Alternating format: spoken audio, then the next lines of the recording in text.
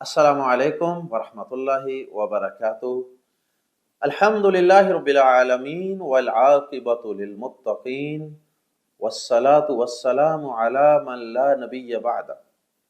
بسم اللہ الرحمن الرحیم۔ عن ابی ہریرۃ رضی اللہ تعالی عنہ عن النبی صلی اللہ علیہ وسلم قال ان الدین یسر، رواہ البخاری۔ حضرت ابو ہریرہ رضی اللہ تعالی عنہ حدیث بیان کرتے ہوئے کہتے ہیں کہ اللہ کے رسول صلی اللہ علیہ وسلم نے فرمایا، بلا شبہ دین آسان ہے۔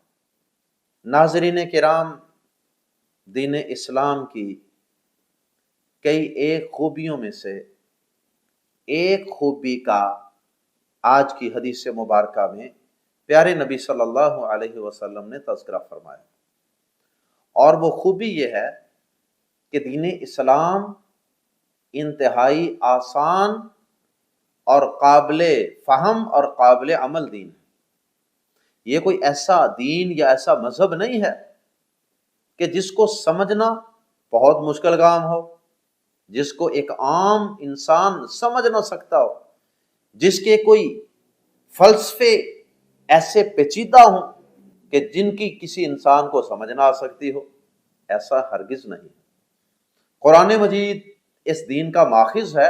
قرآن مجید کے اندر اللہ پاک نے فرمایا، بسم اللہ الرحمن الرحیم، سورۃ الکہف کی پہلی آیت کریمہ میں فرمایا، الحمد للہ الذی انزل علی عبدہ الکتاب ولم یجعل لہ عوجا۔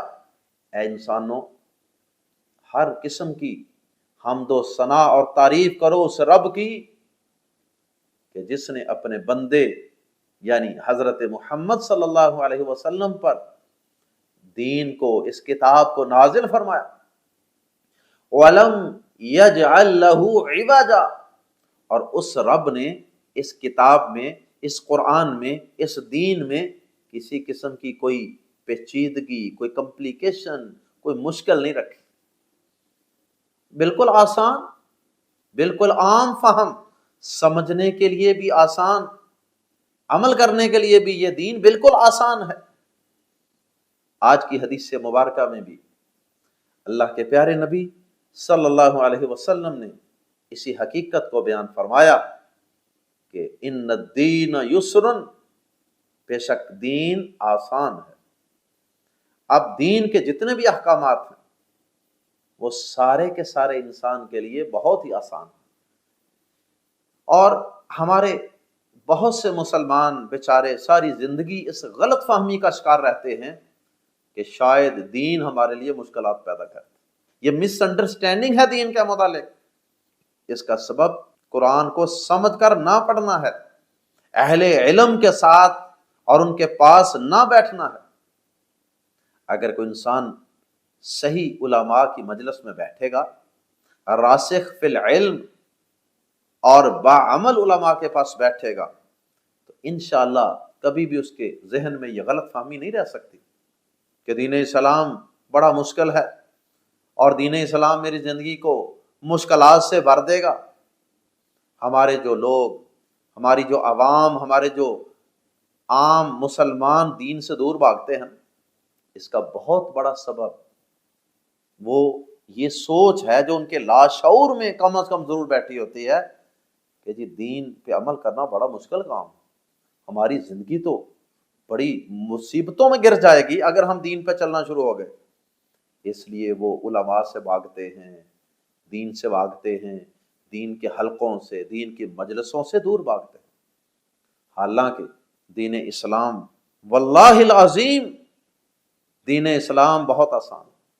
یہ دین اسلام خود ہی آسان نہیں، بلکہ جو شخص اس دین اسلام کو سیکھتا ہے اور اس کے مطابق اپنی زندگی کو ڈالتا ہے، اللہ کی قسم اللہ پاک اس شخص کی زندگی کو بھی آسان کر دیتا ہے۔ اگر کوئی شخص اپنی عبادات کو دین کے مطابق کر لے، اس کی عبادات آسان ہو جاتی۔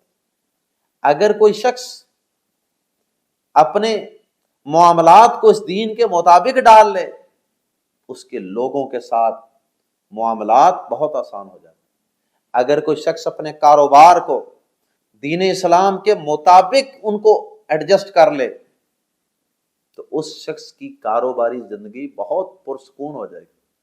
اگر کوئی شخص اپنی غمی خوشی، بچوں کی پیدائش ہے، بچوں کی شادیاں ہیں اور دیگر خوشی کے مواقع، اور اسی طرح دیگر پریشانی کے غم کے جو مواقع ہیں، فوتگی ہے، نقصان ہے، لاس ہے، کچھ بھی ہے، اگر کوئی شخص دین اسلام کے مطابق ڈھال لے، اللہ کی قسم زندگی انتہائی آسان اور پرسکون ہو جاتی ہے۔ تو اصل سبب یہ ہے کہ ہمیں علم ہی نہیں ہے کہ ہمارا دین کتنا آسان ہے، ہمارا دین ہماری زندگی میں کس طرح آسانیاں لانے کا سبب اور ذریعہ بنتا ہے۔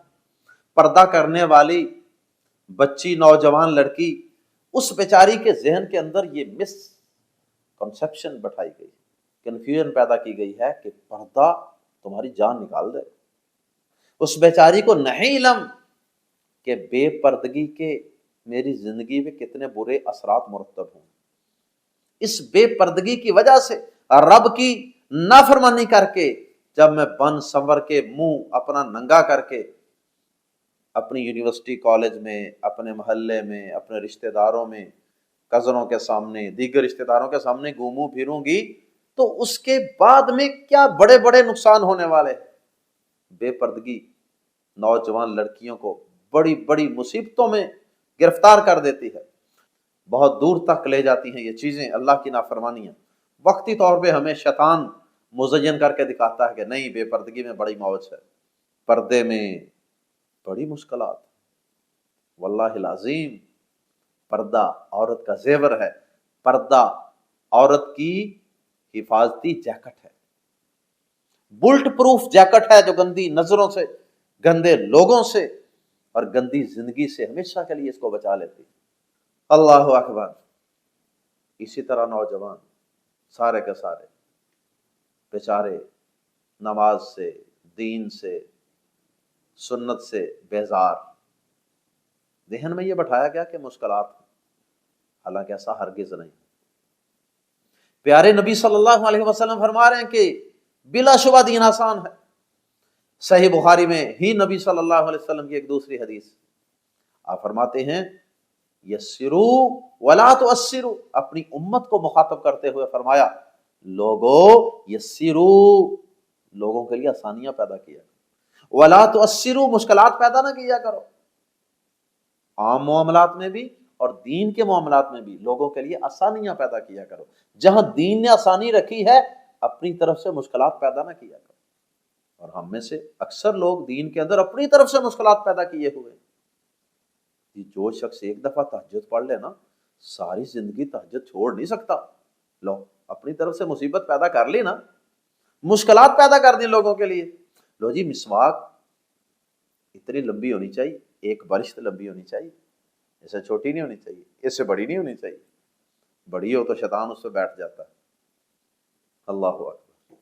لو جی جائے نماز کو نماز پڑھ کے فولڈ کرنا ضروری ہے، ورنہ شیطان نماز پڑھ لیتا ہے۔ قرآن مجید کو پڑھنے کے بعد بند کرنا ضروری ہے، ورنہ شیطان پڑھ جائے گا۔ عجیب تماشا لگا رکھا ہے ہم نے دین کے ساتھ، اپنی طرف سے مشکلات مشکلات مشکلات۔ کوئی بندہ بیچارہ نماز پڑھنے آ جائے، اسے کہتے ہیں عشاء کی 17 رکعتیں ادا کرنی ہیں ورنہ تمہاری نماز مکمل ہی نہیں۔ کبھی وہ تھکا ہو، کبھی وہ مصروف ہو، کبھی اس کا پیپر ہو، وہ سوچتا ہے کہ 17 رکعتیں میں کہاں پوری کروں گا، چھوڑو نماز پڑھتے ہیں۔ ہماری اس خود ساختہ دین کے اندر پیدا کی گئی سختی کی وجہ سے دین سے ہی وہ متنفر ہو جاتا اور نماز، فرض نماز ہی نہیں پڑھتا۔ ہم اسے یہ کیوں نہ بتائیں کہ بھائی تم پہ 4 رکعتیں فرض ہیں اور وتر کی نماز کی بڑی تاکید ہے، وہ عشاء کا حصہ نہیں ہے، تہجد کا حصہ ہے، رات کا حصہ ہے، اس کی تاکید ہے۔ لیکن باقی سنتے نوافل وہ تم پڑھو، اس کی بہت فضیلت ہے، لیکن اگر کسی وقت تمہارا جی نہ چاہے، تمہاری طبیعت اجازت نہ دے، تھکاوٹ ہو، مجبوری ہو، مصروفیت ہو، تو اگر تم چھوڑ بھی دیتے ہو تو گناہگار نہیں ہو، کم از کم اجر سے محروم ہو۔ دین نے جتنی سختی کی ہے ہم اتنی سختی کیوں نہیں کرتے؟ اپنی طرف سے مشکلات پیدا کرتے۔ ہمارے محلے میں ایک مسجد ہے، وہاں ایک بزرگ تھے، اب فوت ہو چکے، اللہ ان کی بخشش فرمائے، ڈنڈا لے کے یقین کرے ہر نمازی کے پیچھے پڑے رہتے تھے، سنتے نہیں پڑی تم، جو کہتا میں گھر جا کے پڑھتا ہوں اس کو بھی نہیں بخشتے تھے، کسی عالم کو بھی نہیں بخشتے تھے، حالانکہ سنتے گھر میں پڑھنا افضل ہے۔